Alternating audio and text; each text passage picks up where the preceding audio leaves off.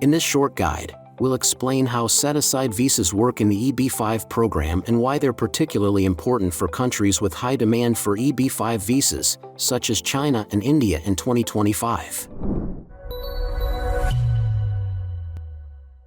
Set-aside visas primarily matter to applicants from countries with a significant backlog in EB-5 visa applications.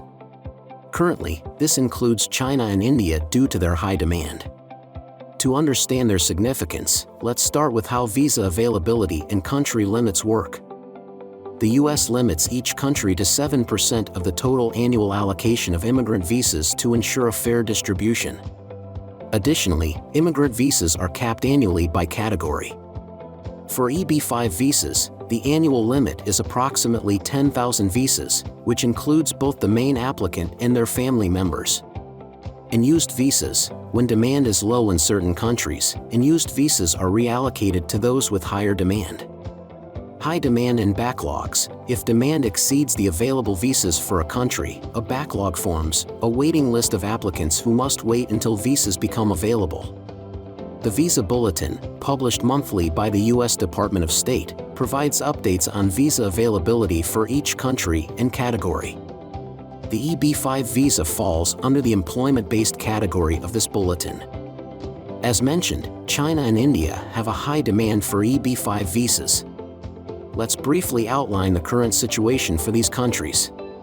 China has historically dominated EB-5 demand, receiving up to 80% of all available EB-5 visas in some years due to low global demand.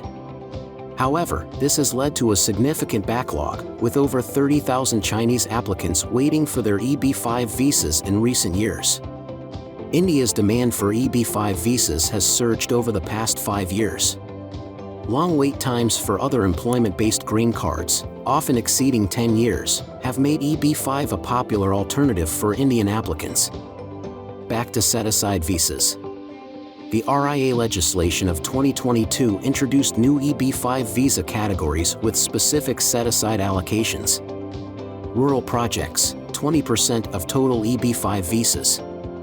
High unemployment areas, 10%. Infrastructure projects, 2%. These set-aside categories create separate pools of visas, giving applicants from these project types a chance to avoid the general backlog.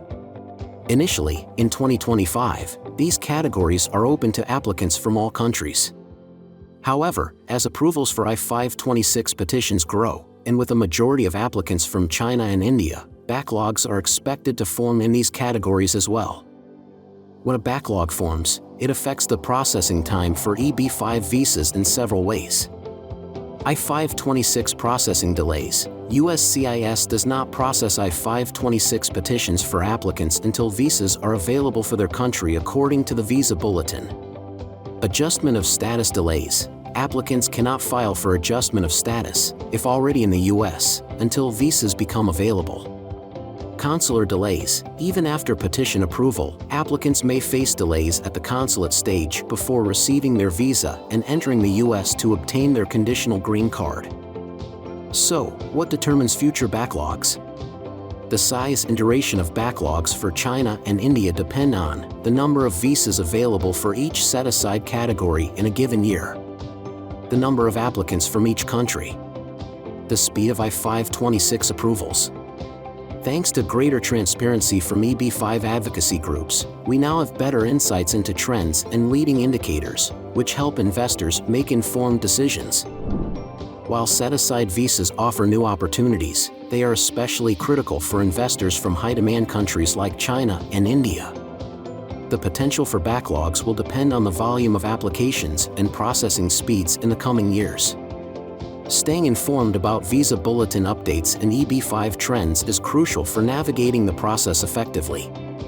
And to stay up to date on all aspects of the EB-5 program, subscribe to our channel or visit our website where you will find a list of EB-5 projects from regional centers with the proven track records. Thank you for watching, and the best of luck with your immigration plans.